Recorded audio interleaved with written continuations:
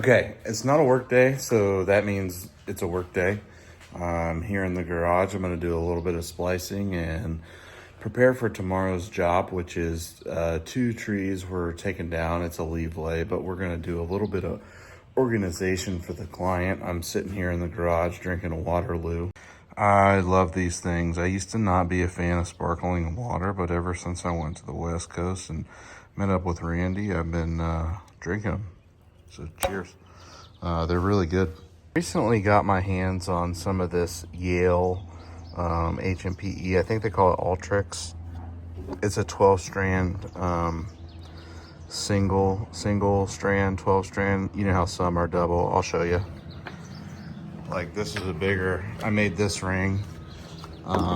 This is a 12 strand, but each of the strands are in pairs. This one is in a single. This is 3/8, this is 5/8.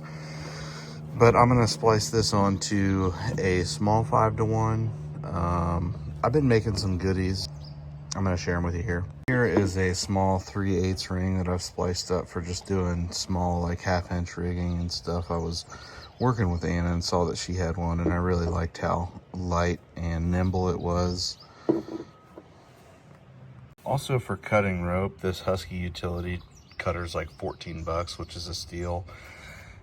But the DeWalt carbide edge blade has been a game changer when it comes to cutting tough stuff like this HMPE. You can see that it's made a super clean cut there. The other blades just don't seem to hold up as much. This stuff cuts really good, but this is really hard stuff to cut. It's very fibery. If you try to cut it with scissors, it doesn't really work that great. And that's a tip from Cincinnati's own Forrest Lytle. They are pretty much the superior arborist shop in Cincinnati. So if you're in this area and you need to go check something out in the store that's arborist related, I would highly recommend Forrest Lytle. Another tip for finishing rope ends, I just turn on the soldering iron and I get a nice, good, clean finish with I'll just melt the tip across. I'll show you. See how good and clean those cuts are? So what I'll do now to finish it is just melt it.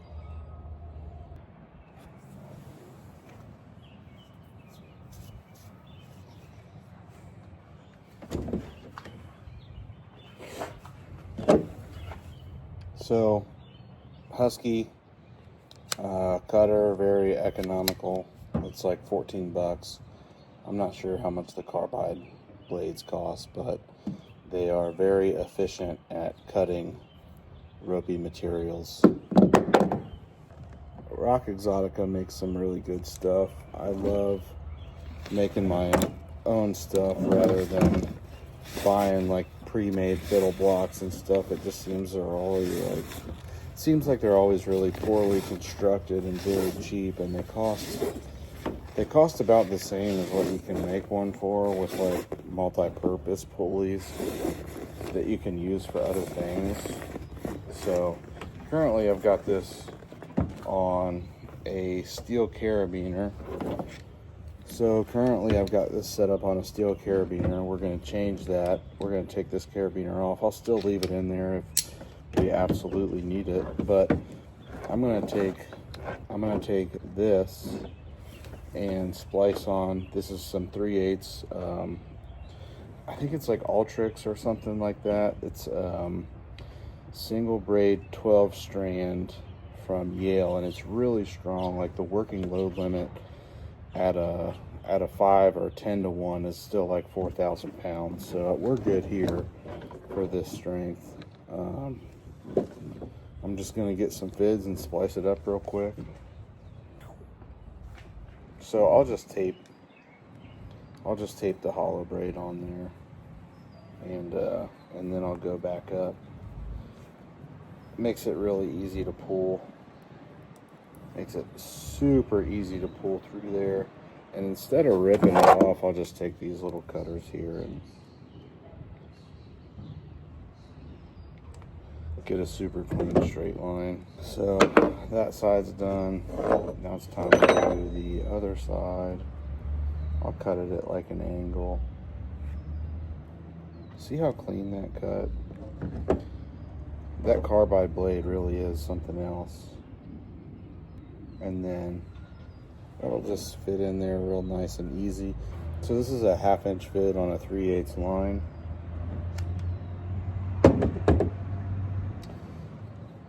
You don't always have to stick to the rules they tell you. You can formulate your own plan to make things a little bit easier.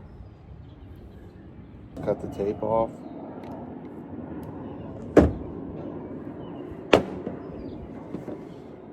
Line it up like that. So now you got a super strong fit to pull your stuff through.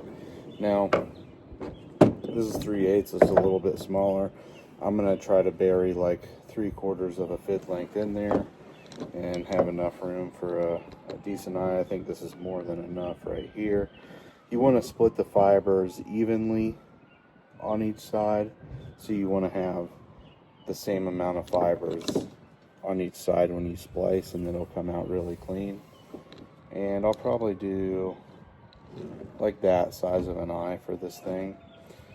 And then you notice I use 2 fids. I'm gonna come in with the other one now and go a couple braids up and put it through from where the last one was.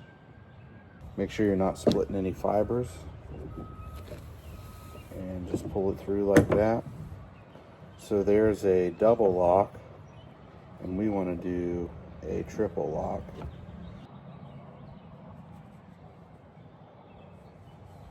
Probably as far as we need to. I like to do a little extra to get the tail out to do a nice taper. And then I'll come up this way, so we're scrunched down here. And then I'll go ahead and start my taper. I'll cut it at an angle like so.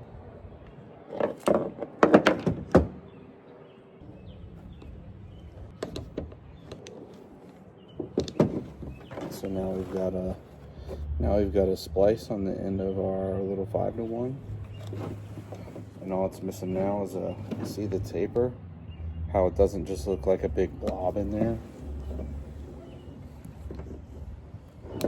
And now we have a permanently attached termination end on our 5-to-1.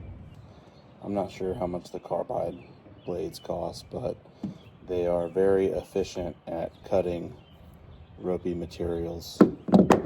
This little thing here that kind of looks like something Mad Eye Moody would wear, it just kind of helps you push your needle through and get a better needle placement and not kill your palm with the needle.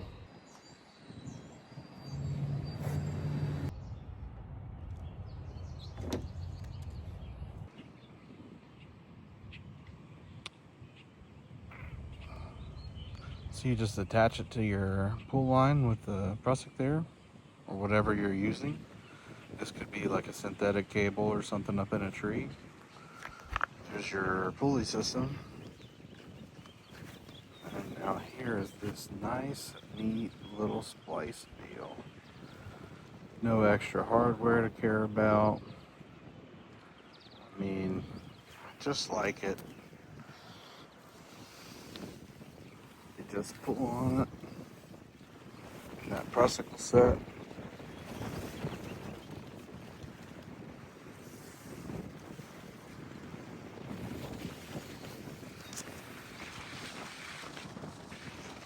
That's really close. That's a pretty good camera.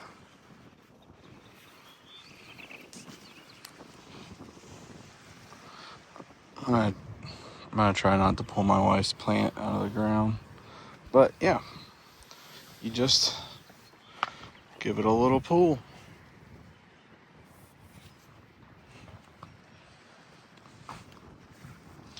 If you want to let the tension out. Yep. The pull side in first. And I just keep all the strands together.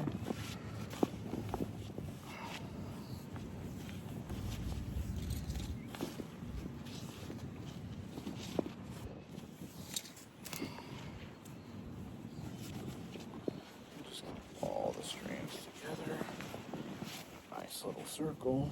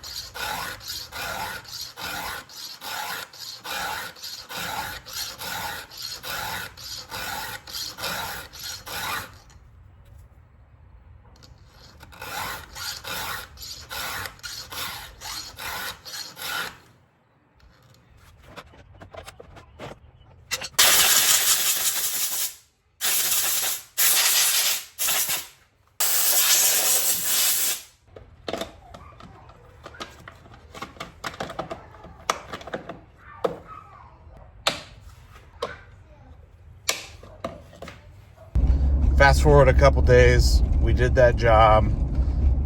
That was the one, it was, I think, 2 videos ago. There was a scene in there where if you've ever worked with 2 people in a tree and 1 person on the ground, sometimes there's a lag or delay between the operations of each person in the tree. That's no fault of anyone on the ground or anything like that. It just kind of happens. So I did a little bit of self-rigging, and that's okay. But fortunately or unfortunately, I have this brain that just tinkers. It's like, okay, how do you make this situation better? What could be done? I've seen like the ISC rig wrench. I think it's a rigging wrench or something like that, but it's not it's not rated for a lot of weight, like an impact block or something like that. So I was just thinking of how could I add friction into this block, and it's got this little it's got a rated ring in the middle, and I could, you know, pass some Dyneema through it or something and come up with my own little almost like a rigging wrench for my DMM block. I call it like call it like the singing tea, because it's DMM and singing tree, kind of a collaboration of both of those brands. So I'm just trying to figure out a way to incorporate friction, so that way if I'm in a similar scenario, I can have friction without needing a whole nother device. Yes, I have a downrigger, but a downrigger is not a block. You know what I mean? It's just kind of, I need something just like for 1 or 2 things, and then the ability to take it off. I don't know. Just kind of thought I'd mess with it here. So I think I've got something figured out. I'm going to tinker a little bit, and I'll show you what I come up with.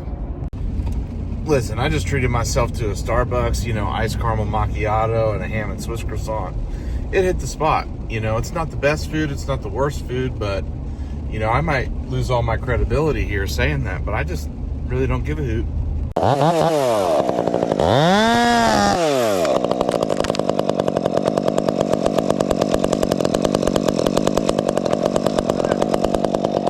Just burn my hand a little bit.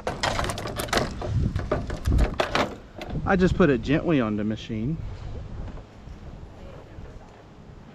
I'm in the lab here, and this is kind of a little bit of my brainchild. I don't think I've invented anything or done anything wild, but you know, it's very similar to the rigging wrench.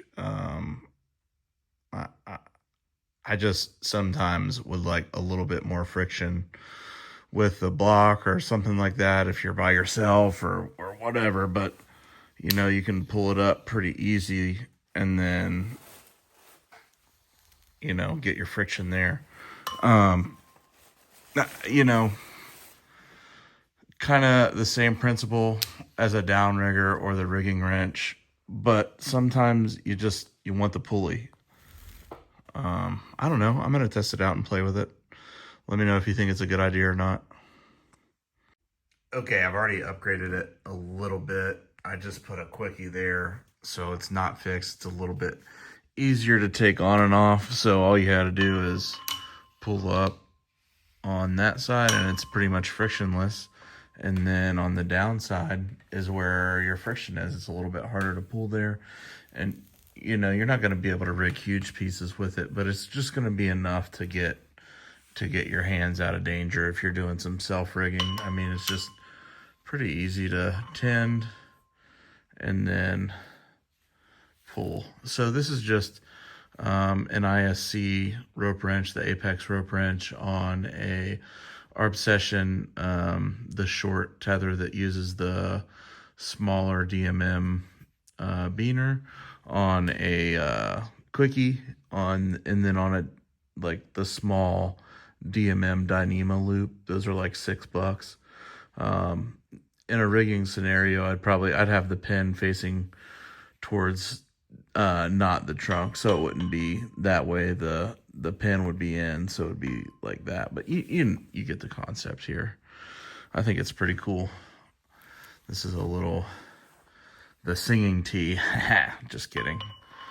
So yeah, just kind of something like that. I don't know if it's gonna work or not. I'm just gonna mess with it. I think I'm gonna like it. Smash that like button. Just kidding. Thank you for being here. Thank you for tuning in. We are growing on the subscribers, so thank you for being here. I really appreciate it. And I'll catch you on the next one.